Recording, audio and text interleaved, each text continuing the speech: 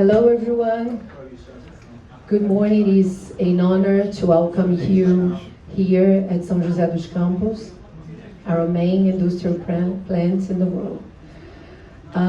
For the ones that I haven't met during these previous days as part of the IATA AGM program, it's been an honor to be with you. I'm Thais Moraes, the new Corporate Communications and Marketing Director for Embraer.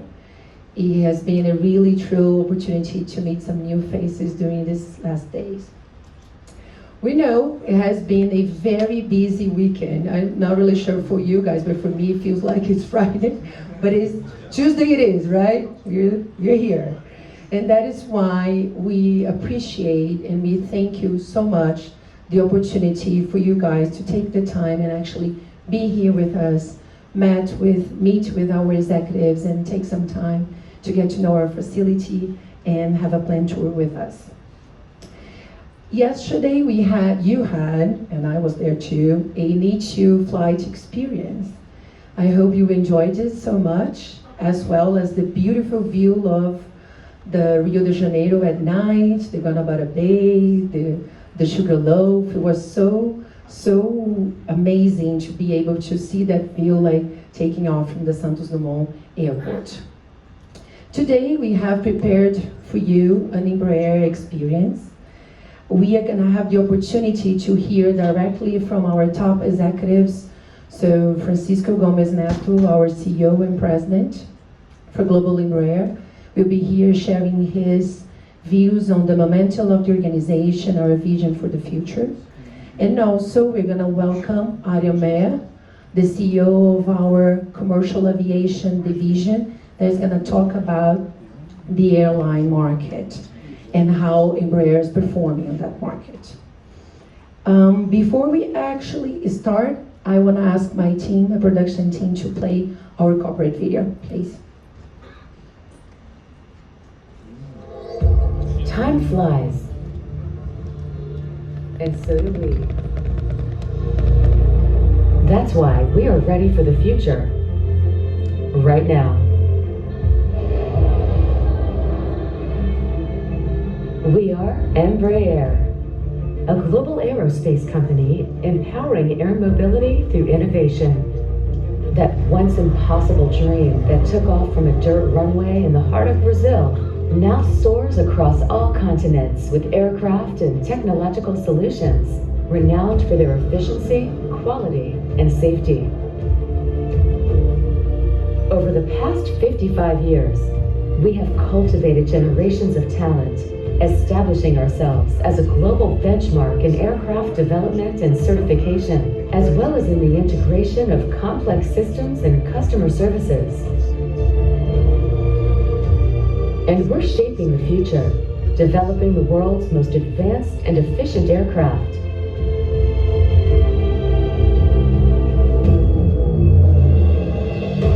Pioneering sustainable aviation and leading the way toward a greener future. Together with our customers and partners, we seek solutions for a new world, following a consistent flight plan for sustainable growth, and honoring the history of challenges and the people who brought us here.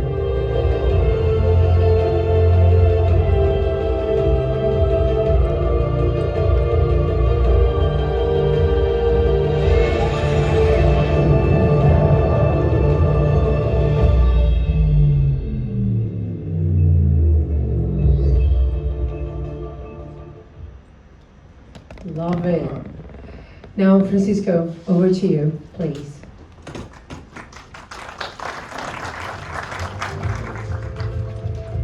Good morning, everyone. Good morning. Bom dia. Bom dia. Yes. So, it's a great pleasure to have you all here with us. We are really delighted to have IATA back to Brazil, which gives us this opportunity to offer this great experience to partners like you, customers, combining the flight, to fly with our aircraft and to visit our facilities here in São José dos Campos. So Today I'm going to share some information about Embraer. Many of you know Embraer very well, but many don't. That's why I go through a few slides, share with you about our products, about our plans for the year, and then I will come back and share more information with you about the commercial aviation. So we have at Embraer 4 business units and EVE as an Embraer subsidiary. So commercial aviation, we make today 3 models. The E175-E1 that we sell most of the production to the US. We have almost 1,000 E-jets flying in the US today. Then we make the new generation, the E2, the E190 E2, and the E195 E2.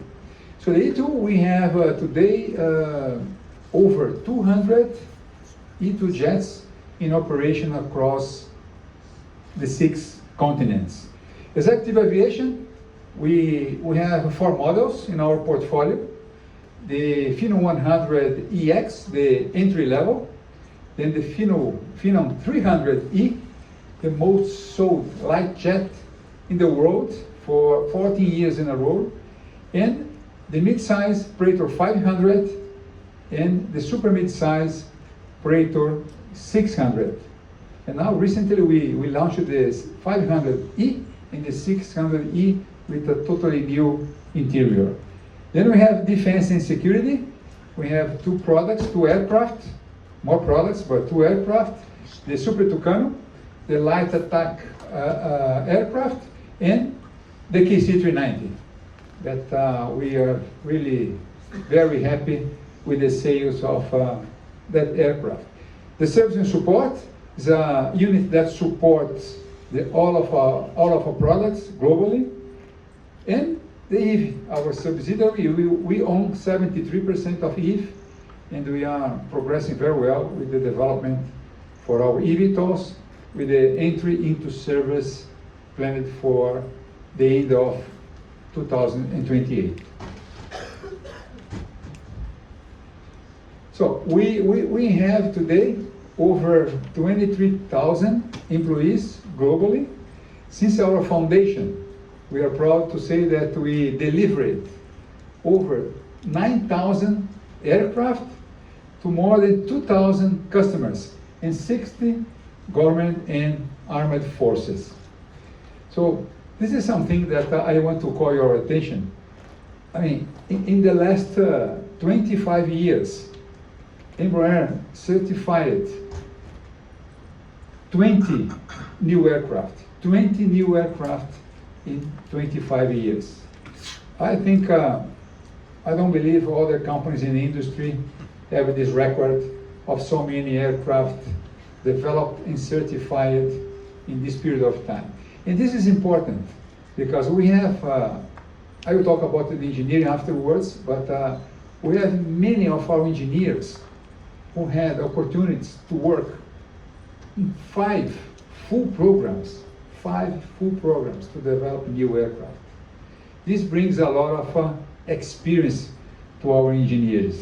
And you see, we developed a lot of different types of aircraft, business jet, commercial jets, military aircraft, even the eVTOL, freighters, and so on. So again, this is something that we are very proud of. Footprint. We have, yes, a very strong footprint in Brazil with many production plants, more here in the state of Sao Paulo. This is the biggest one, as Thais said before, and this is the plant where Embraer was born in 1969. But we have many other ones. We make in this city, we make landing gears, for example. We make the harnesses, we make tubes, hydraulic tubes. We have another plant in Botucatu that is fully dedicated to fuselage aerostructure parts. Then we have another big plant in Gavião Peixoto where we make the Praetors and the KC-390 and the Super Tucanos. and many other locations where we make radars and other parts. We have also a very strong footprint in the US with 2 production plants. We make the Phenom jets in Melbourne, Florida, and the Super Tucanos in Jacksonville, Florida as well, and a lot of MROs in different states. We have a presence in the US in 17 states in that country. That country is our biggest customer for business jets and commercial jets as well. Also, we have a big operation in Portugal, close to Lisbon, where we do MRO for military aircraft, civil aircraft, and also we produce components for our Embraer jets and for other customers as well. And then we have offices. We have a big one in Amsterdam. Actually, Amsterdam is our global headquarters for commercial aviation, commercial activities. Then we have in France, Le Bourget, we have a MRO, and we have a big warehouse to support our operations in Europe. And then we have offices in Dubai, a new office that we opened in India recently, offices in Singapore and China to sell and to support our aircraft in operations in those countries. And we also have some subsidiaries. I spoke about Portugal, Ogma, Visiona. It's a small company here in this region that makes satellites, small satellites. And this year, that our company in Mexico, where we make the interiors for our E-jets. In ATEC, ATEC is I don't know if you have this information, but all the Brazilian air traffic management, the platform, the software platform was and is developed by Embraer. So is ATEC, we have more than 200 engineers in São Paulo, and they develop this software to support all the air traffic management in Brazil. The Brazilian Air Force, they do the work, but the platform is developed by Embraer. So we really have a global presence. You see here the blue tails shows where are our commercial jets operating, the white tails, the private jets, and the gray tails, the military aircraft. You see that we have a strong presence in all the continents. Now let me talk about this. This is one of our strengths and one of our proud, our world-class engineering. So we have over 4,000 members in our engineering departments. 1,400 have a master degree, PhD, or postgraduate qualifications. And this team is second to none when it comes to develop and certify a new aircraft. This team has developed new aircraft, as you could see before, on time and on budget. And we have registered over 900 patents in 7 different countries. Now, talk a little bit about numbers. So we have seen a strong growth in our aircraft production and in our revenues. So from 3.8 billion in 2020, the year of the crisis, to this year that we expect to be revenue between 8.2 and 8.5 billion.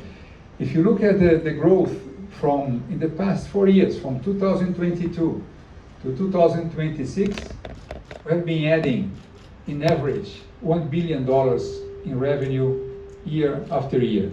And this is because we have been able to increase the production of aircraft despite all the challenges we had and still have in the supply chain. Are these all aircraft or civil aircraft?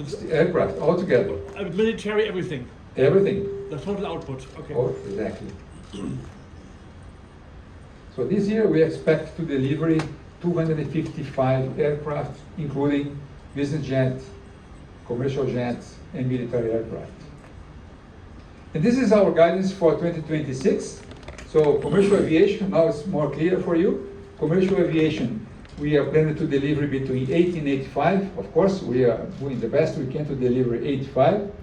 Same for business jet. So the plan is to deliver between 160 to 170 business jet, with revenues between 8.2 to 8.5, and EBIT margin between 8.7 and 9.3%, and a free cash flow, above $200 million.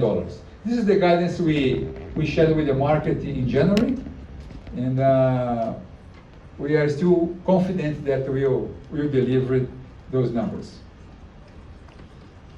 Now talking a little bit about the future, we have now our all-time high backlog of orders in all business units.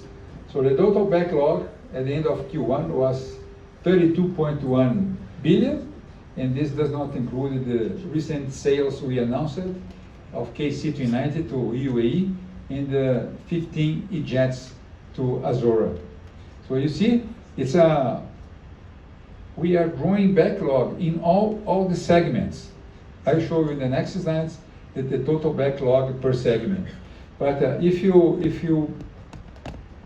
add the options and purchasing rights to that number, our backlog accounts for impressive $52 billion. So this makes us confident that we are in the right path for a real sustainable growth. This is the backlog, sales and backlog per business unit. So commercial aviation, we had a book-to-bill last year of 3-1, with impressive $15 billion of orders. This, is almost 4 to 5 years of production of Embraer. Executive aviation also, a record in terms of backlog, $7.6 billion. Same with defense and security, 4.4, and this is numbers from last year, right? December last year. And service and support, $5.1 billion. So we have really a backlog that, as I said, makes us very confident about the numbers we are going to deliver, financial performance we are going to deliver in the next years. Now the plan, our flight plan for the next 10 years. So we have a very modern and competitive portfolio of products in all the business units. So with that, we expect to be a double-digit billion-dollar revenue company by 2030 or even earlier. And then with the Eve starting production by 2028, 2029, we expect Eve also to contribute with another billion and a half of revenue per year after the ramp up, depending on the market, the market performance in that segment. So again, a substantial mid-term growth for Embraer. Now, of course, to cope with that backlog, we are focusing a lot on improving our production capacity and make sure the supply chain will be full alignment with our plans, with our production plans. So we have been investing we are doing two things. We are investing in increasing capacity. We are investing to make sure the supply chain will follow us in terms of volumes that we need. And also, we are focusing a lot on improving efficiency to maximize the assets in order to produce more aircraft with the existing assets we have in the company. So here you see some examples of investments we are making in Brazil, in the US, to increase our production capacity. And here, what we have done also to be very close and to collaborate with our suppliers to make sure they will deliver the parts we need with the quality we need on time. And I tell you, things are moving well. I mean, even we still have difficulties in supply chain, but you see, I mean, with a lot of increase in our production, we see a reduction in the shortage of parts we have. So now we have a few pacers that we are working on very closely with them, but this shows to us that this collaborative approach that we take with the suppliers really pay off. I mean, because we share, we make sure that they understand what we need. They are aligned with our takt time. They deliver the parts in the time we need. So they really are implementing the process to improve the efficiency, the quality as we do, is really working very well.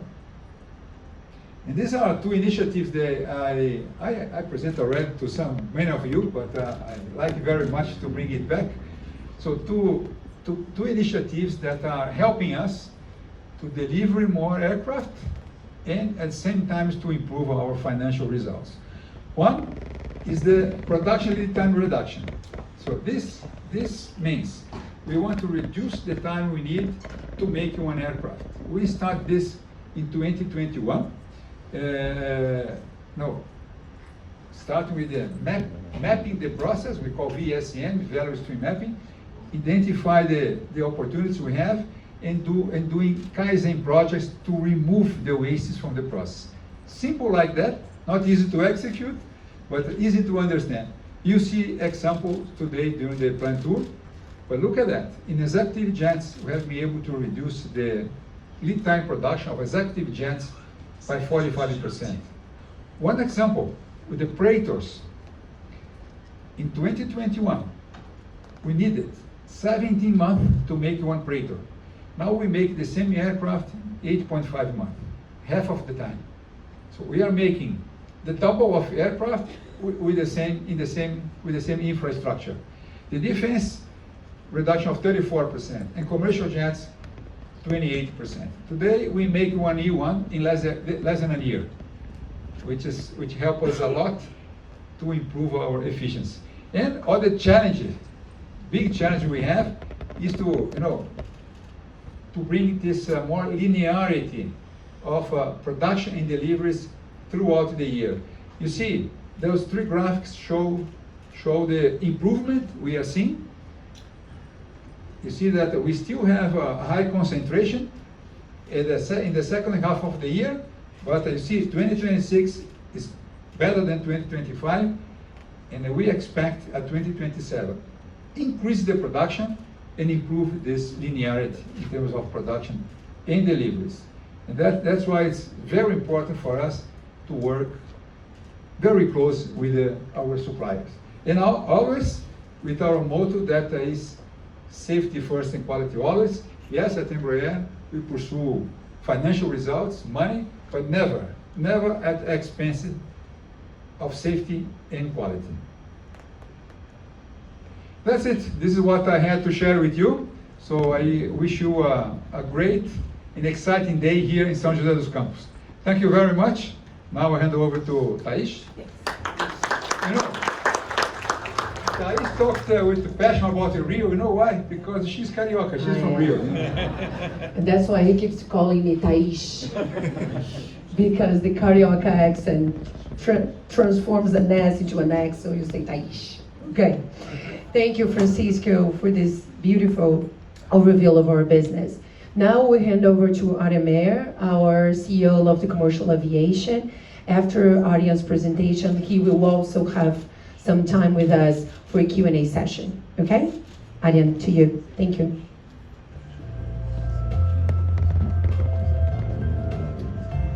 Thank you, Thais. I keep practicing, okay? First of all, ladies and gentlemen, very welcome to our facilities here in São José dos Campos. I all hope you had a great IATA, and we were extremely proud to be such a major part of the event. We had a lot of visits to the facility before IATA. The IATA itself was extremely good with a lot of interactions, and then today and yesterday we had a lot of other airlines flying out, and of course today more than 68 media outlets. So we're extremely pleased with the engagement that we have out of the Rio IATA event. I think if you, our industry is always full of surprises, right? So if I look back, of course, we went through the Boeing challenge, then the COVID challenge, and the supply chain challenge. We had engine challenges, and now, of course, we have another challenge in the Middle East. But I think the good thing is we show how resilient we are. And if you see where Embraer is now vis-a-vis, let's say, 6 years ago, it's an amazing growth, and I think the market is really seeing that. So what I want to do today is share a little bit more about commercial aviation, how we have had last year, all the results, and how we're looking forward.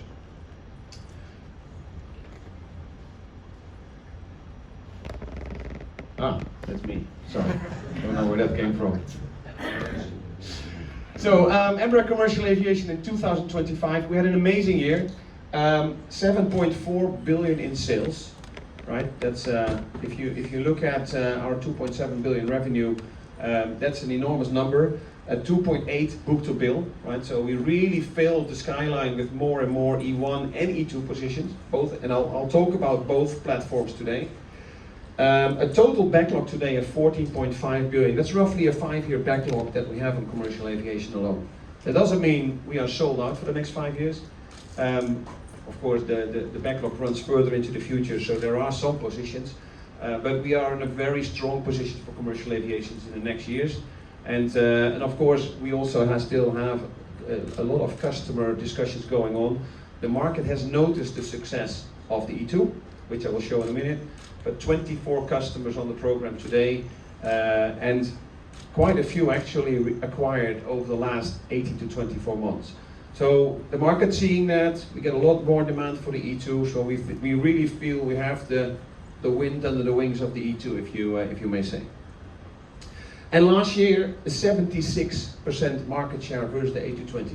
So we did not win all the campaigns. We know we lost a very important campaign for specific reasons. But other than that, I think we brought in a huge amount of new customers onto the program, and we are very proud to have this success vis-a-vis our direct competitors. So the market really starts to see why the E2 is such an amazing aircraft, both for the 195 E2 with its specifics and the 190 E2 on the lower end.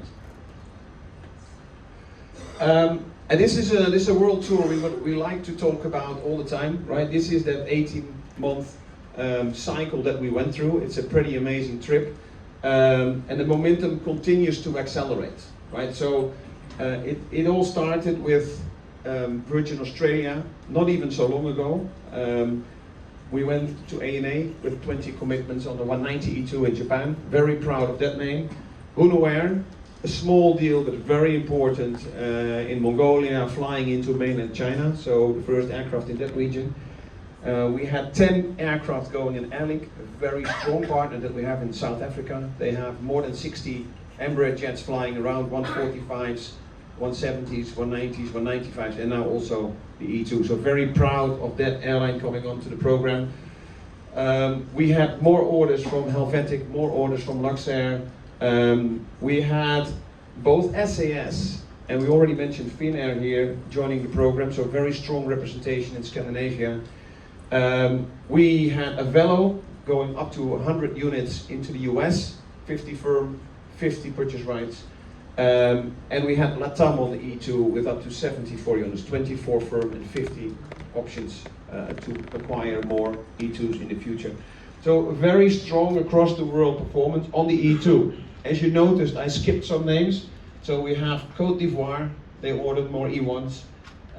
We have American ordering more E1s, and we had SkyWest ordering more E1s. So what we really show is an increasing momentum on the E2 and a continued momentum, I would say, on the E1, a very solid market going forward. And of course, we have True North and Azora, two very close partner lessors in the smaller narrow body space, if you will. They both have still a significant number of positions. True North added 20 positions at the end of last year, and Azora added another 15. You may have seen it in the media only last week. so 15 more orders from Azora. So we keep working very closely with them together. It's a close partnership, and a lot of the campaigns that have happened here were in very close cooperation with those partners. So it's a deliberate cooperation. We're very pleased to see that both of them reciprocate the partnership with us with additional orders. So just 397 orders, options, and PRs since 2024, amazing number, and 215 orders, options, and purchase rights since 2024 as well. And the total firm orders today crossed the 500 aircraft mark on the E2 alone. So some very impressive numbers on the E-Jet platform.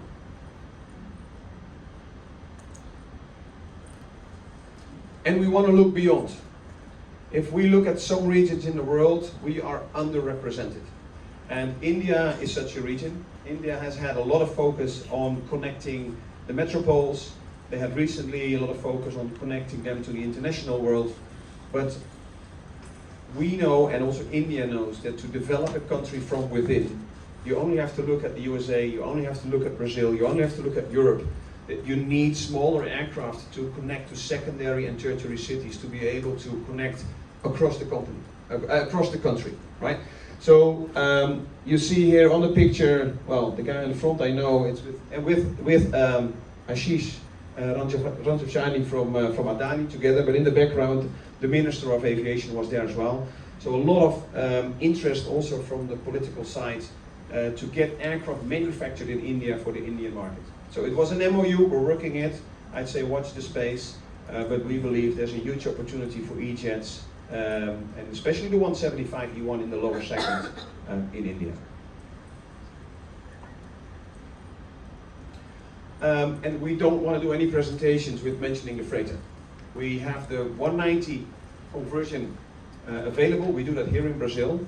Convert existing 190s. We don't build new freighters, but we build converted freighters. So we take used 190s and we change them into freighter aircraft. The first aircraft went into service last year with British Cargo. It's an ACMI provider, maybe not very well known by the general public, but in the cargo market, a very well known partner. They fly for the big freight forwarders, and they have the first aircraft now flying. We see a lot of demand from that initial placement. We expect more aircraft to be converted. We had a bit of a challenge over the last couple of years because the airline still wanted the aircraft as passenger aircraft, right? So that's always a challenge in the freighter market. But we have the conversion, we have the demand, and we believe we're going to see more conversions going forward into this market. So that's looking back. Now let's look at 2026. And I think there's a little bit of an overlap with what Francisco just presented, but we've shown a very steady, fast growth since coming back from COVID. So in COVID, we reduced our production from around 100 units before the crisis to 48 units in 2021. And that was because of all the partnership with the airlines. We saw that they didn't need all the aircraft, so we agreed to build some and to defer some. From there, we slowly have increased with a CAGR of around 12% from 2021 to today. We've given a guidance between 80 and 85 units for 2026. So we're aiming to get 85 aircraft out the door still this year. So in a market where the supply chain is challenging, I can tell you a 12% cumulative average growth is a really impressive performance, and we want to continue that going forward, obviously. And we're on track for 2016. We are aware that the market always sees our Q1 results at the moment and says, well, if you deliver only 10 units, how are you going to get to 85? Because if you multiply it by 4, you only get to 40. Well, look at last year when we got to the 78 units. We had only 7 in the first quarter and we had 14 in the second. So we see a 15% growth already in the first 2 quarters. So we feel confident that we will get to the 85 by the end of the year today. And as Francisco mentioned in the previous presentation, we're trying to flatten the output. So that's why you see the growth in the first 2 quarters already being higher than the average growth for the year, because we want to make sure that we pull more and more deliveries into the first number of quarters to deliver a more solid delivery as a company, a more solid cash flow for Embraer.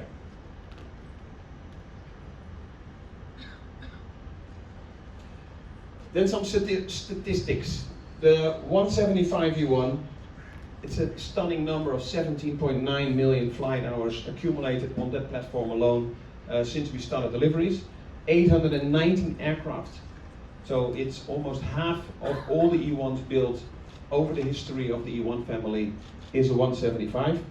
And we have an amazing schedule reliability of 99.17%. So we're very proud of these numbers. We keep working on this platform. I'll talk a little bit more about that in a second. But I'm pleased to say that this aircraft at the operators have one of the highest NPS scores from the customers. They love the plane, they love the size of the plane, they love the 2-and-2, they love the quick deboarding. So it's an aircraft that's loved by the public, and it's not a coincidence that we have so many aircraft flying in the US, transporting US passengers across the nation. And we keep upgrading the platform. We keep seeing a market for the 175 E1 well into the future. We have more than 1,000 aircraft in the segment in the US. They will need replacement over the years, so we see a continued demand for the 175 E1. And we said, to stress that factor, we want to make sure that the market sees that we keep investing in the product. The customers want us to improve the product. So across 3 different areas, enhancing customer experience, next generation solutions, and regulatory mandates, across those 3 pillars, we are pushing the boundaries on the 175 E1. To give some examples on the passenger experience, we are working on bigger bins. We have, with the company Deal, we are providing bigger bin solutions for the customers that allows bags not to be flown with the longitudinal direction of the flight, but the wheels in first, so you can fit a lot more bags on the 175 E1. So big development there. Moonlights, of course, does a lot for the onboard experience.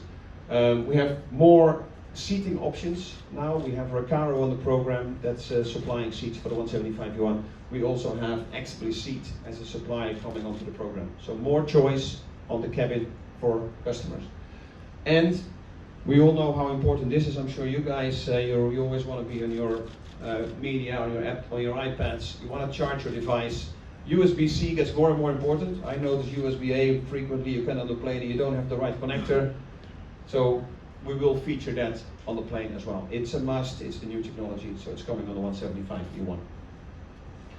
In the cockpit, advanced weather radars, 3D visions of the weather systems, so very modern systems that we know on the E2 will also bring back to the E1.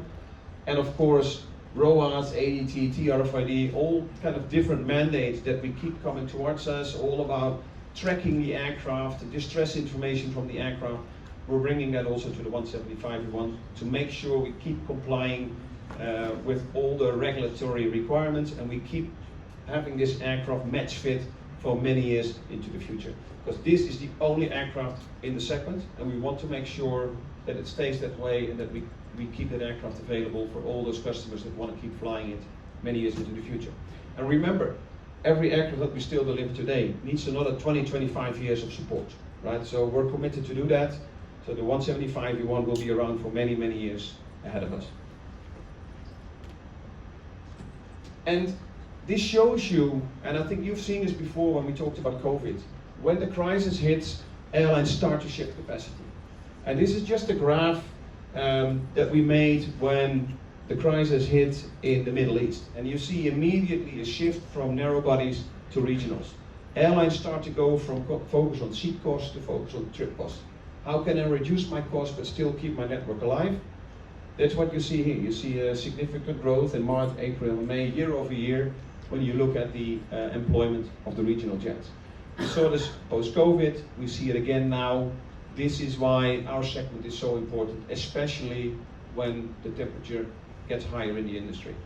So although the initial stress of these crises is always bad for everyone, for Embraer there's a little bit of a softening factor, because our segment just gives that additional protection for the airline from different aspects. Also the 195 too, I'll talk about that later on, but the fuel, of course, the fuel burn of that aircraft. If you talk about airlines, are you fuel hedged or not? The E2 195 is a natural fuel hedge, right? So you will make sure that you significantly reduce your fuel bill by using that aircraft. But the North American majors, that's the picture here. clear trend to using the 175 E1 more and more in the times that is needed. Now let me talk about the E2, because also on the E2 we've grown well over the million flight hours, 1.25 million flight hours accumulated since the first customer flight in 2018. We have 202 aircraft delivered, so we've crossed the 200 mark on the E2 family alone, and a stunning 99.5% reliability on the aircraft. So for an aircraft that has only been in service since 2018, we spent a lot of time during development to make sure that aircraft was mature at entry into service. When we brought it, it was at 99.0, which is a very high number for a new aircraft, which is redesigned from nose to tail. But if you see where we are today, it's not a wonder that the airlines are speaking very positively about this aircraft. And we believe it's the most reliable small narrow-body aircraft, because we are at 99.5, the competition is at 99.0. Now you might say, that's only 0.5%. But that 0.5% means half the disruptions for the airlines. It means less misconnections, less disruptions, talking about less compensation costs, better customer satisfaction. It affects the branding, it affects customer retention. So across the board, airlines will always be looking at the differences that we see here. So E2 has half the number of the A220 delays. We're very proud of that result of bringing this aircraft to the market. Another point, we have had these sessions many times, and when we opened the Q&A round, always we talked about the engine. What about the engine? We've always been very confident of why the E2 engine, the GTF engine, is better than on some other platforms. If you look at only a year ago, in March 2025, we had 22% of our fleet still grounded. We were still upgrading the engines. The powder metal issues needed to be resolved. The shop still had turnaround times that were too long. We saw too many aircraft engines still coming off wing.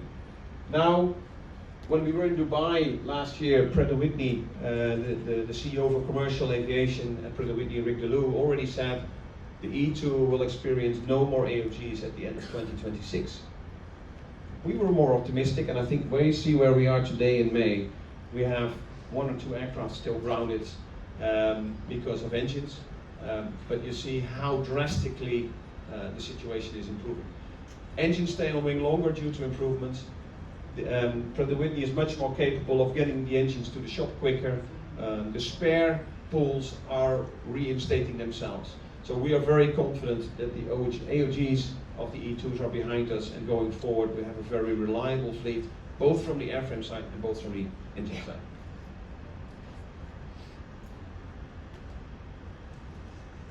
And I said many times before, the E2 is a better fit for that engine. It's a lighter application.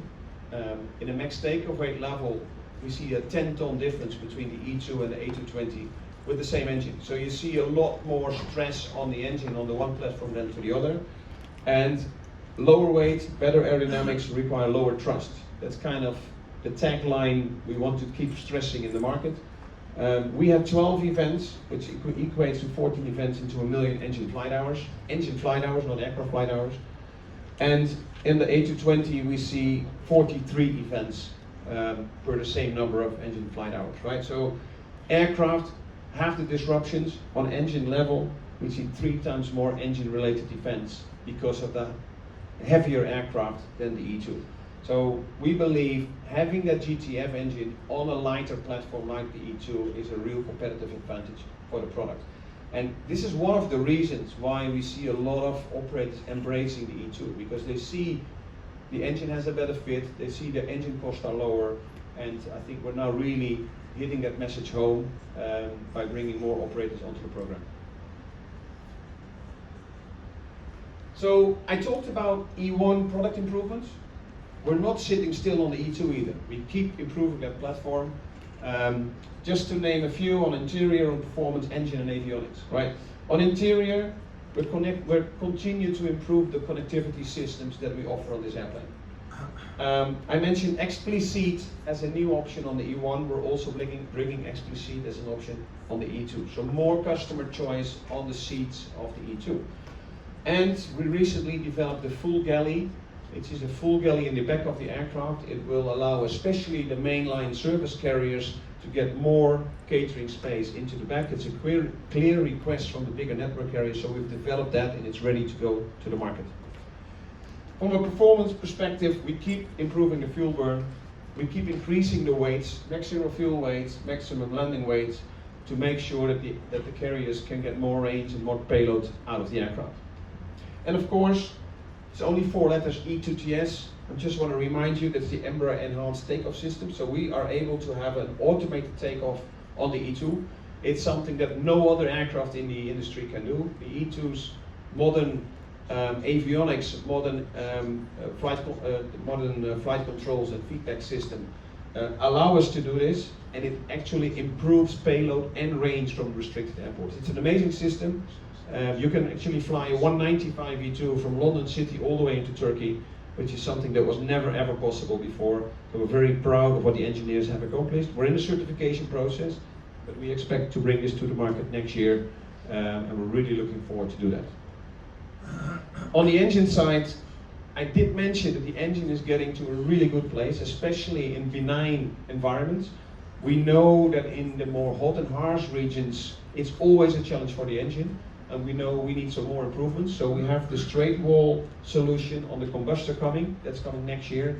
We're currently placing positions in 28 and beyond. So those positions will have this solution.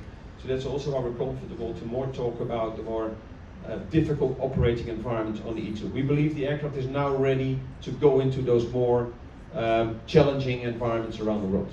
Okay? And again, avionics, ROAS, we have ADS-C going into Europe, and last but not least, also the TRFD that we're approving from a mandate perspective. So also here, of course, we need to comply with the mandates, and we're doing that on a day-to-day basis. So I mentioned that world tour, I mentioned Finnair already, but I just want to remind you that in 26 this deal closed. So we were extremely pleased to bring another major airline name, like a key marquee customer, onto the E2 program. Very proud with Finnair. They were already operating the aircraft in Norway with the E1, but they're really carrying it forward now as the broader fleet solution into their fleet.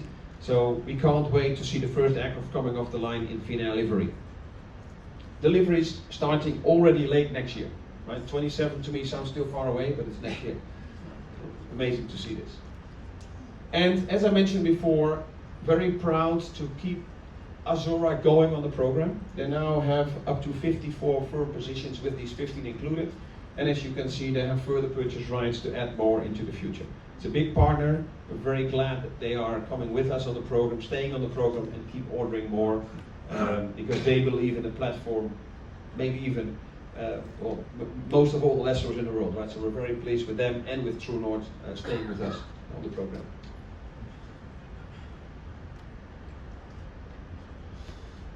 I mentioned the 24 number before, 24 airlines, so we keep growing, right? I'm not going to read them all out, but you see that especially those last 3 years, 23, 24, 25, we've really added a lot of customers onto the program. We're catching up. Of course, we were a few years behind vis-a-vis the competition because they came to the market 3 years earlier, but I believe pretty soon we'll be on par with the number of customers on the program. And as you can say, we're very proud of the names that we have on the program. Very marquee customers, and they're across the globe. I'll touch on that in a second.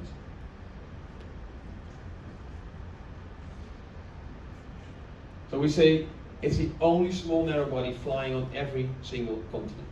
And I think this is a picture that demonstrates that. You see a very nice distribution across the globe of the operators operating the E2. That's nice for the product, but it also shows that Embraer has a service and support capability that can really sustain this, right? There's no place in the world where we are concerned about supporting the product. And I think if you look at, for example, Kiribati, there's one aircraft on the line that you'll see later today, also going to that region of the world. We will support it. We have a global support base to do that, and we're very comfortable about supporting all these customers on top of all the E1 customers and all the 145 customers that we still have flying everywhere in the world. 24 airlines. 23 countries and 504 firm orders today.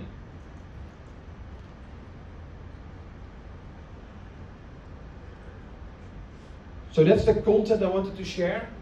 We have a video with some statements from customers that we used recently also internally, and we would just like to share that with you to give you a perspective, not only from me, but also from some customers that are talking about E2. So I'm supposed to push the play button here and then something will happen, so let's see if that works.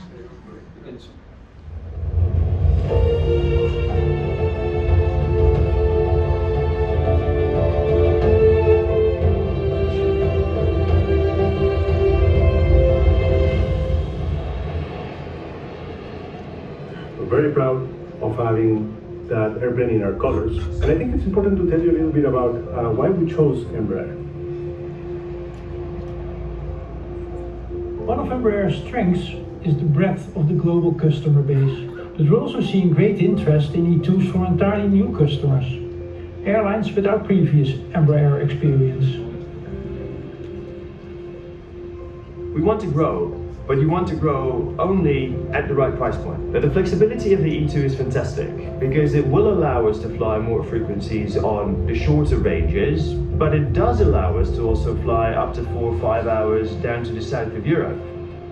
During the COVID time, we experienced how these aircraft developed, Our first E190 operated without any problem. After that, we decided, okay, Embraer is the number one.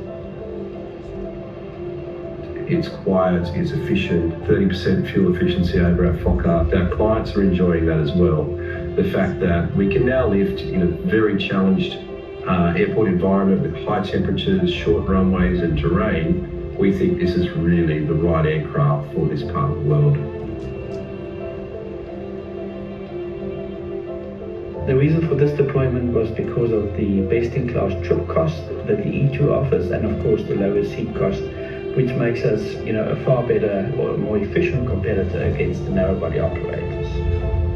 This is a program that aligns perfectly with our R1 business model.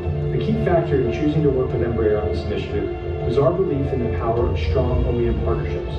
When you combine the technical expertise and resources with our experience as aftermarket specialists, we've been able to create real synergies.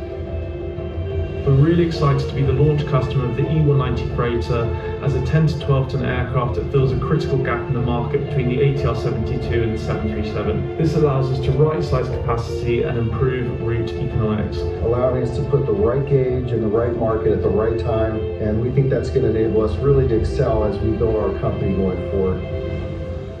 We currently are the largest Embraer 175 operator in the world. We needed to make sure that we trusted each other in what we're doing.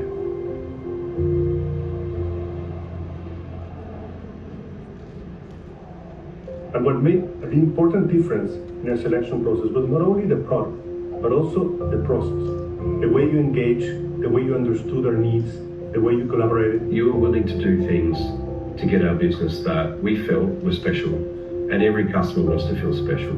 So we thank you for that, because we continue to enjoy that from you, and I encourage you to continue doing that. There's a partnership-like approach, trying to find a solution, being creative. We have very high expectations based on everything we've seen. But that is just the start.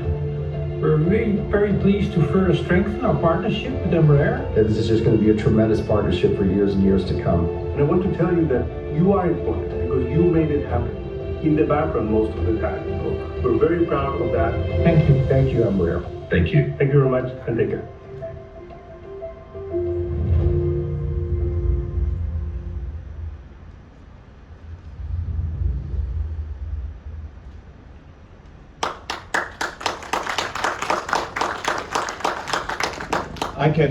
I can talk for 5 hours, but I think a video like this beats everything, right? I think it's just hearing from the customers themselves what they think about the product and what they think about the customer, about Embraer.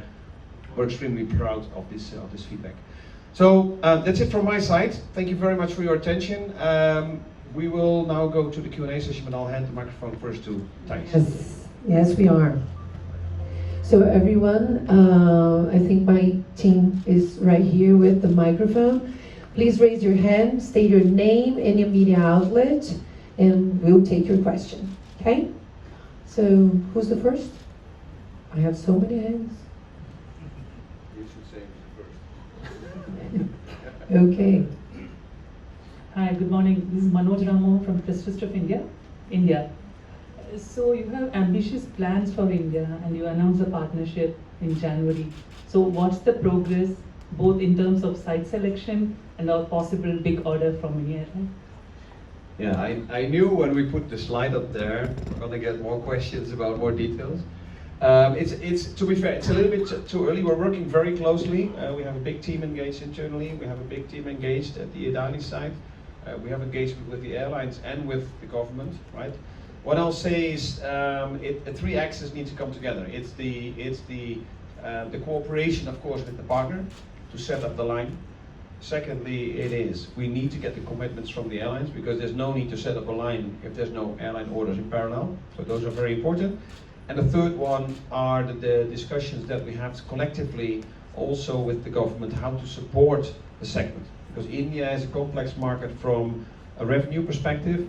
We have the UDAN scheme that will be extended. I think the government has given some additional indications of what they're planning, but we need to see more details on that. And of course also the Make in India initiative, there are some discussions around that. So it is all progressing. It's not up to me to talk about where the site will be. I know there's a lot of speculations. I won't confirm anything here, but I'd say stay tuned. Okay, that's as much as I can say at this point. Thank you.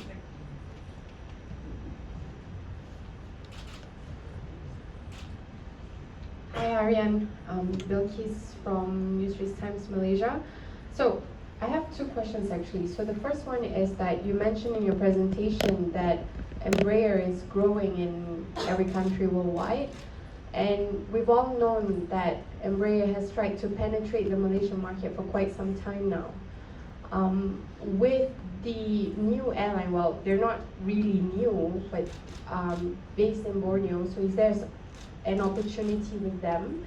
And my second question is that last year when we spoke, you told me that Embraer is talking to several airlines in Malaysia, including one, Asia's largest low-cost carrier, and they've recently announced order with your competitor. So what is your comment on that? Yeah, thank you, Bilkis. First of all, Asia as a whole is extremely important for Embraer. It's an area that we really spend a lot of effort and attention. We're very pleased that in that segment of the world we have Virgin Australia, we have ANA, we have Scoot, we have Honu, right? So successful 4 airlines. Malaysia, we're staying very close to. Air Borneo, Malaysia Airlines, we talk to all the airlines, but we're not going to comment on individual campaigns, but we know there's different airlines looking at additional capacity. On AirAsia, I think when we were involved in the campaign in the early days, we had quite some open positions. If we look today after the results of the last 18 months, we filled a lot of those positions in. We have a lot of campaigns going on still, so with the available positions that we have between now and well beyond 2030, we are very confident that there's going to be a lot of great names that we can add to the program, including from Asia. And we can't win every campaign. So I think Airbus had some very distinct benefits with AirAsia. They have a lot of fleet in there. So in the end, I think we really convinced AirAsia on how strong the E2 is. But sometimes there are some other elements that come into play. And we're equally looking forward to bringing other campaigns on the program, and I'm very confident that we will. Tomasz Niedzielski, Orient Aviation. According to many forecasts, until 2040, Asia Pacific will be the fastest growing aviation market. So how Embraer envision benefiting in this region and on this growth? We see a number of directions where our aircraft make a lot of sense. First of all, we are looking at turboprop upgrades, as we say, right? So we see a lot of turboprop routes in the market where the 190 E2 particularly could be a very good replacement aircraft. So that's one area. We can help airlines develop the frequencies and the smaller destinations, so a more detailed network development. We've seen that with Scoot. Scoot has the E2 now in operation. They were able to add 24 destinations to the E2. Half of those are new.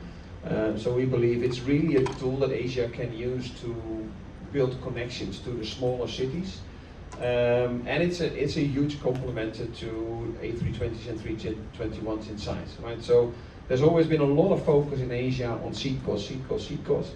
We believe in a world that gets more challenging, whether it's from fuel price, whether it's from airport cost, airlines will have to look also at what is my aircraft with the most optimal trip cost. And the 195 E2 offers 25% lower trip cost than an A320, right? Okay, you get less seats, but the cost per seat are still the same. So you can have very low seats, but if no one sits on the seat, or someone sitting on the seat that's not even paying the cost of that seat, you better fly a smaller aircraft and get your revenue up. And that's why we call it the profit hunter. So across those three lines, right, turboprop enhancement, small destinations growth, and complementing the narrow bodies with a much smarter aircraft, we believe we have a proposition that really works in Asia, and let's see how that works, but we have some good opportunities there. Thank you. We get more and more hands instead of less. That's you had 15 minutes, you said. Okay, good luck. Aisha from Aviation magazine. Oh, sorry, yeah, I heard the noise, but yeah. Okay. I have two questions. One is you had a strategic partnership with the Turkish Aerospace. So how are the things are going on in that side, and what is the scope? And it almost takes 1 year. So I would like to know the details about it. And my second question is, in this challenging environment, of course, you underline the fuel efficiency of your aircraft. So do you believe that the operational side, the airlines are more into the regional aircrafts in the future, in coming periods? Yeah, thank you. So on the first one, I'll be quick. We continue the discussions with the Turkish aerospace sector. We're very much focused on building our partnerships in the region, and Turkey is a very important potential area to develop that with. On the E2 family, we stopped calling it the regional jet. I mean, you may have noticed that. We went as far as changing the ticker on the New York Stock Exchange from ERJ to ENBJ, because we believe an E2 family that can fly into 6 hours, there's not much regional about that, right? We need the market to understand that this is no longer a 50-seater or a 70-seater segment that's nice to connect some small and close cities. This is an aircraft that can complement your narrow-body operation. If you see how the E2 is being used in the market, and you look at how the networks are being built, they don't talk about narrow-body destinations and E2 destinations. It's the destinations that they fly in the morning with a narrow-body, and at noon with a small narrow-body, and at night again, and then the smaller routes they only fly with a small narrow-body. So it's a real tool that gives airlines more play in the network. And historically, airlines talk about complexity of the fleet, but we believe the benefits for more profit that the E2 adds hugely outweighs any complexity cost that you add to the fleet. So that's I think why you see more and more airlines embracing it. They want to have more tools in the toolkit to work with, and the E2 is very strong in that sense. Thank you. I'm glad I don't have to pick the hands. Who picks the hands? Yeah, who picks the hands? Hello. Hello. Hi, just here. Oh, all the way back. Oh, hello. Dina Kamel from the National in Abu Dhabi. I have two questions. The first, I'd like to follow up on the MOU you signed back in May 2024 in Saudi Arabia to explore potentially some domestic production, assembly, and some work on MRO in the kingdom. So just want to ask how far you got with that and the status of it, how it's looking. My second question is, looking at that world map you had for the E2 and the various customers, very small segment there in the Middle East. What are some of the efforts that you're putting there perhaps to attract more of the smaller Middle East carriers, and why there's such underrepresentation in that market for Embraer compared to your competitors? Yeah, great question, and I think it's worthwhile to talk a little bit about that. The Middle East is a typical hot and harsh region. and we knew it was still an issue for the GTF to operate there, so we've been holding back from adding too many aircraft there. We did add Royal Jordanian and Air Peace, and we now see that in both of those countries the E2 is really operating well without AOGs. So we see the engine is performing for sure in benign, but we also see it works in those regions. We will bring further developments. So I think we're now really coming to the point to work closer with those more complex environments to have the E2 flying. So the reason why you see a gap is because we've been holding back a little bit because we wanted to make sure that the product works. That links also to your question about Saudi. We announced an MOU. Partnerships means there's something in it for both of us, right? So we have things to offer to the market, but we also want to have more orders on the E2, and it links back to that. The E2 needs to be ready to operate. They need to be comfortable about the engine, and I think we're getting more and more discussions around that. So stay tuned, right? We needed a bit more time, but we have not forgotten about the MOU. Okay.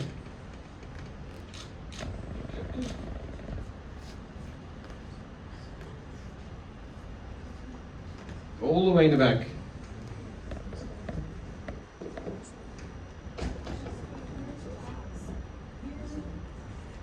You've been bringing aircraft to Africa, yes, maybe to Nigeria too, and over time maintenance has become a very big issue for these aircraft owners. So what I wanted to ask is that, is there any plan to have maybe a technical support centers, to reduce maintenance, and repair overhaul in Africa, so that some of these aircraft do not have to fly them back, abroad to repair or to maintain them?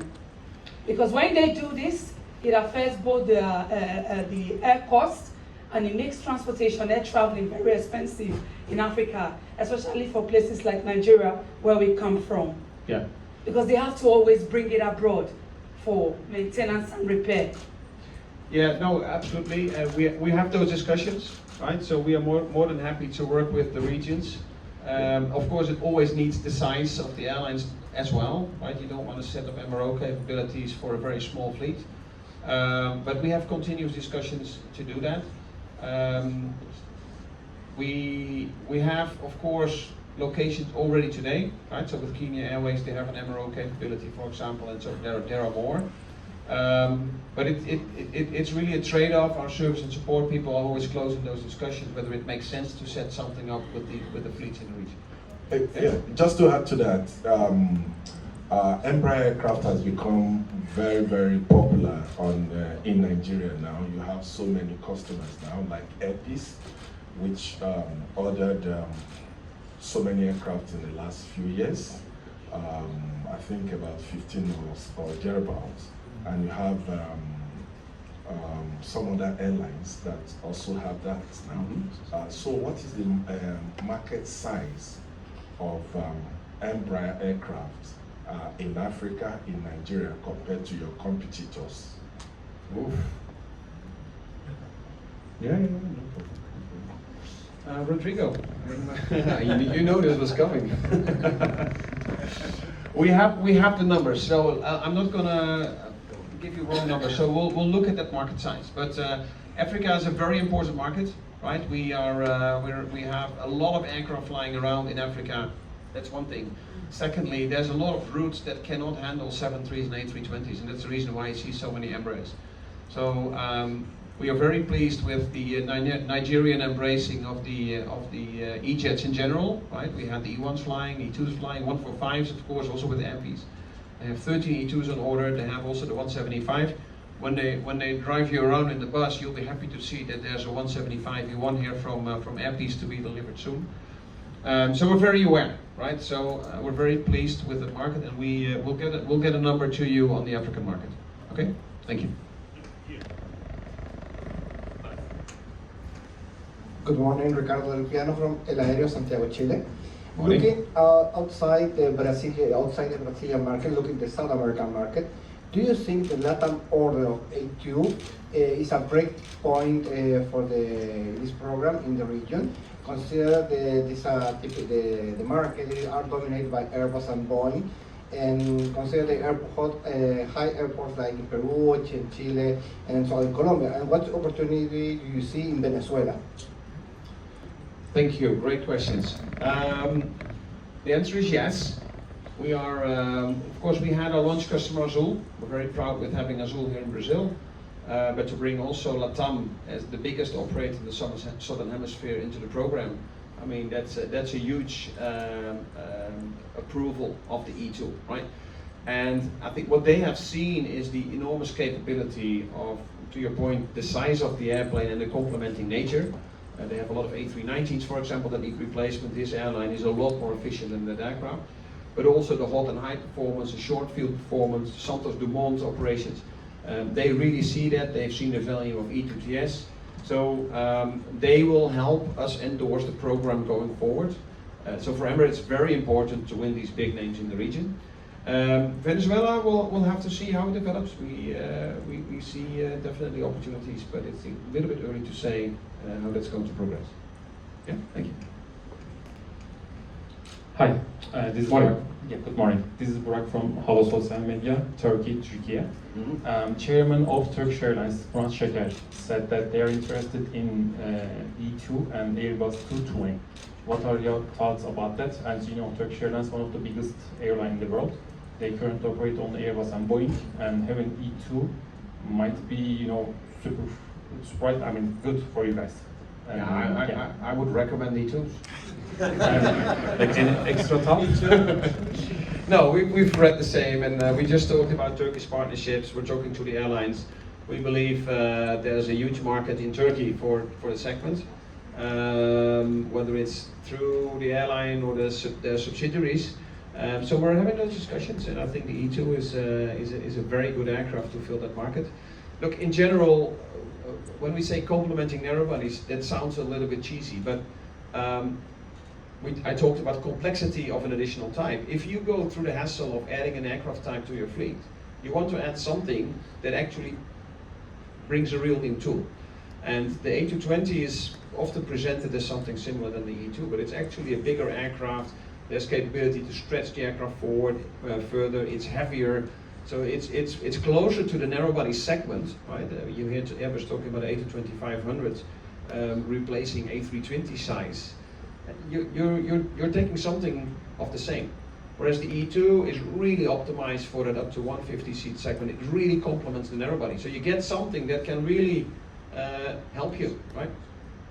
If you buy another knife for the kitchen, you don't buy a knife that you already have. You buy a bigger or a smaller one, right? Because you want to be more flexible. It's the same with airplanes. Thank you. Hi, Chris Jasper, Daily Telegraph. I mean, on the same theme, really. We've seen the sort of sweet spot for standard, bigger narrow bodies creeping up as airlines up gauge. The A321 is a huge seller now. Sort of what the A320 used to be. The A319, seems to be pretty much dead, I think. We've got the 737, the MAX 7 coming along. Does it feel like that space is almost being vacated and left free, and therefore changing what a regional jet once was? And do you think that the MAX 7 is in any way going to be a competitor, or is it too big? Great question, and I think this is exactly what Embraer saw strategically when we launched the E2. We saw that the aircraft at the upside are getting bigger, and that the aircraft on the lower end, the shrink of the shrink, if you will, that they could do the job because they were the only kid in town that could do the job. And we saw we could build something that could do that job a lot better. So you're absolutely right. I think the 320 and the MAX 8 is still very, very much the core of the market. So that kind of 180 segment is still there. So with our segment climbing up to 150, we believe we're ideally positioned to complement the narrow bodies. I think that's the point I also was trying to make. The MAX 7, I'd say on a cost level it's not really. Of course it's in a different. It's slightly bigger. It's in the same segment. If you put all the aircraft in the same box, but it is an aircraft with a different purpose. So if you have the narrow bodies and you just need a few routes where you need a lot of range and you don't want to add another aircraft type because it's very limited, We do see there could be some markets where the aircraft can operate. If you really want to stay away from an additional fleet time. But on a cost per seat, cost per trip level, there's a night and day difference between that aircraft, which has a rudder like the MAX 10, which is a lot bigger. So you carry all that weight in an aircraft. So it's no wonder you're less efficient than a 195 that is really optimized and stretched to the maximum, and only carries the weight that it absolutely needs for the mission. Right? So horses for courses. So I think there's a niche, but I think if you just put the aircraft head on, then the E2 will always be the clear winner from a cost perspective and profit perspective. Hello. Hello. Xiaodong from China's Taising Media. Nice to meet you. I have a question about the China market. What do you think are the chances and challenges ahead for Embraer to regain China market given the competition with Comac and also Airbus and Boeing? We actually believe that we are an ideal complement to the indigenous product in China. So with the 909 at the lower end and the 919 at the top end, it is also complementing the Chinese market. Right? So the 190 and the 195, they have amazing performance. They have that nature to complement the narrow bodies, to develop China. We have the aircraft certified, aircraft and engine, right? So we have a team in Beijing that keeps pursuing the opportunities. But I think we have to be a little bit patient to see the first deal coming over the line. But we'll keep chasing the Chinese market because we believe the E2 can bring a lot of value to Chinese airlines and passengers. Thank you. Everyone, due to the time, we'll take the last two questions, okay? Hello, Iteke de Jong, the Daily Telegraph, the Netherlands. A question on the ramp up in production. How do you keep your quality on the level you want? Iteke, thank you for that question. Because we talked about safety first, quality always. The way and we have Marinho here, is my brother in arms when it comes to getting those aircraft out the door, right? We have a process internally across basically the business, commercial aviation, well, actually all the businesses, but let me just stick to commercial aviation. So the commercial aviation business, the operations team, the procurement team and the engineering team that really align constantly on a frequent basis, looking forward what our growth plans are. We look at all the suppliers that we have as part of the required growth, and we check with the suppliers whether they are ready to accommodate the growth rates that we need to hit, right? So when we talk about 28% reduction in build time, and we are talking about a 2-day tech time, right? So every 2 days, the line moves, every 2 days, an aircraft comes out of the factory. If you do that, you need to make sure that everything feeding into that line stays into the same cadence, right? The drum beat needs to keep going. So we have the operations guys and the procurement guys having close discussions with all the suppliers, and we keep, you know, basic traffic lines on all of them to see who are the ones that we need to talk to. If we need to talk, we send people inside. We're going to work with them to see how we can get to the numbers that we need.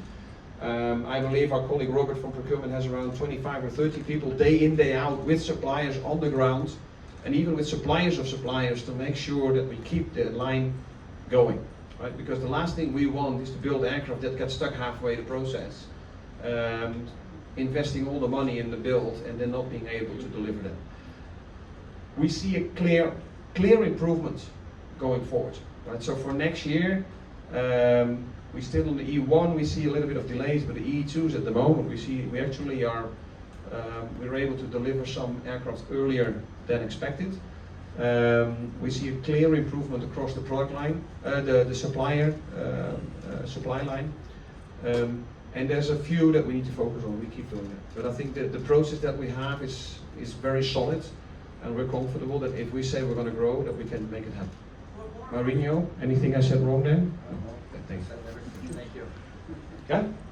You're more on it than Boeing or Airbus? I don't know how they do. I'm not going to make those statements here because I have no idea. But I think I'm just looking at how we do it, and I think we have a very solid way of working with it. And I think you'll go through the factory today and you see how smooth it runs, how clean it is, how quiet it is. you hardly see any people. I think at the end of the day, you wonder how the hell do these aircraft actually get out the door, right? It's an oiled system, and we're very proud of what we're able to achieve so far, and I think we're very confident about what we will deliver in the next couple of years. Hi, Thomas Haynes from Airline World Magazine. What do you think is actually driving the sales momentum that you're seeing in recent years? Have you changed anything that you're doing, or because the product hasn't really, the E2 product hasn't really changed? So, what is actually driving the momentum? It's an excellent question, and we've talked a lot about that internally, right? I think one thing I mentioned with that regional stigma, to get that out, to make sure that people understand this is a different product. It's a small narrow body and it complements the larger narrow bodies. I think that's one big element. The second thing is that it's not been easy with the headwinds that we have, and you need to get a solid customer base with solid names on it that show that this aircraft is good, right? As I say here, I can talk to you for 1.5 hours about marketing numbers, and all that sits in your brain is, this guy's a sales guy, you know, half of it is probably rubbish. If you listen to what the customers tell us, you know, that's the story that counts. They're really happy with the product. We're not selling any nonsense about how good the engine is getting. The fuel burn is absolutely amazing. So I think the market just needs to, you know, see the trust in the product, see others crossing that bridge. So it's a combination of factors, but I think we're really reaching a turning point in that sense, that people see the real strength of the product, and I'm very confident we'll see that confidence going, and we're going to see many more orders on the E2 going forward. So it's not just one factor, but I think it's the whole, you know, it works with the financing community, working with the appraisers. They understand the product, making sure the lessors are believing, so they provide the financing, making sure that the service and support guys are actually delivering what they promise to the market. We had the tagline, Rodrigo, help me, right? It's what's the tagline? Profit hunter? Promise keeper. Promise keeper, right? And I think it's so simple, but I think that's what it's about. It's great if you say we're going to do it, but if you can show you're actually doing it, that's what we're doing. So at the IATA we said, profit hunter, promise keeper. A lot of airlines said, how simple can it be? But that's the right message. Okay. Thank you. Arjan. Just a comment. Oh, sorry, Rodrigo wants to add a point. It's 600 deliveries to Africa in the next 20 years, right? And we are the biggest fleet today with 200 aircraft. Okay, so just to come back on Africa, 600 deliveries in the next 20 years, and we are the biggest operator in the segment with 200 aircraft in the continent. Arjan, Did you catch that? the last one. I don't think so. Arjan, one more. One more? That's it. Okay. Can we try Raquel over here? Good. Okay. Thank you. Rachel from. I'll take your question in a second. Don't worry. Yeah. Rachel Gamarski from Bloomberg.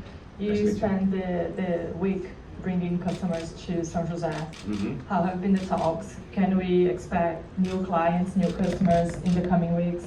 And what we can expect for the UK in 6 weeks? Thank you. Yeah, what I'll say is, you know, we have a lot of campaigns going, but just to, you know, set your perspective, the conversations you have at the IATA are like 30 minutes per airline, right? So the first 5 minutes is, hey, hello, how are you? How is your operation? Blah, blah, blah. The last 5 minutes is, guys, we've got to wrap up, goodbye. So you got 20 minutes left. You're not closing deals there, right? So just to set the stage, I'd say it's more a relationship event. It's an ideal opportunity to catch up with all the CEOs around the world.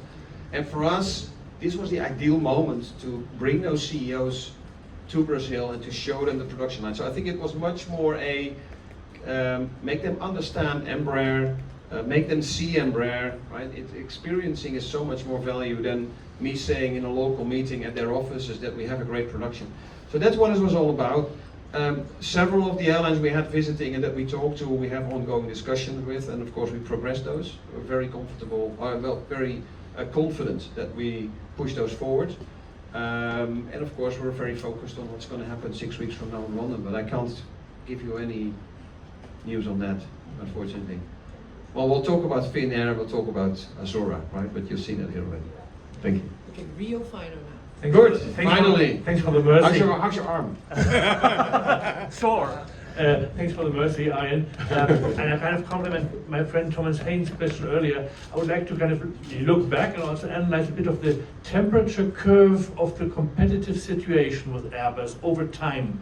Like, I think it has heated up quite a bit recently. And do you think it might heat up even further if Airbus decides to finally stretch the A220? Wow, that's a great question. See? Worth waiting for. We should not have taken any more questions.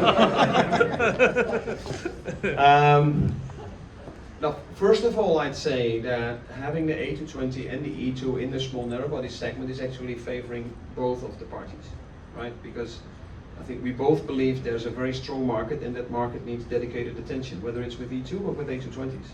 So, of course, we believe the E2 is the better product, but I think from a market perspective, and we cannot win all the campaigns. So, yes, there will be competition, and there's open positions on the line. So we'll see how they act.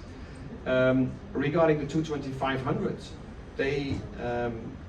if they go into the bigger segments. I think it also shows that family is really a slightly different family than the E2, right? It's more a larger narrow body itself by wanting to fill the A320 spot than the E2, which really wants to complement the narrow body segment. So again, we had talked about the MAX 7. I think the E220 definitely has situations where there could be a good fit better than the E2. And vice versa. So it's up to the airline to figure out what's the best fit for them. In the end, everyone always wants to talk about aircraft pricing. But I have news, aircraft pricing is only a very small part of the equation. You know, I remember when I turned 80, my father said, hey, you want a car? I said, oh yeah, sleep about it for a night and tell me tomorrow. And then I came back and I said, well, fuel, insurance, so, you know, keep the car, I'll use yours. Right? So even if you get an aircraft for free, if you get the wrong aircraft, it's going to be very painful.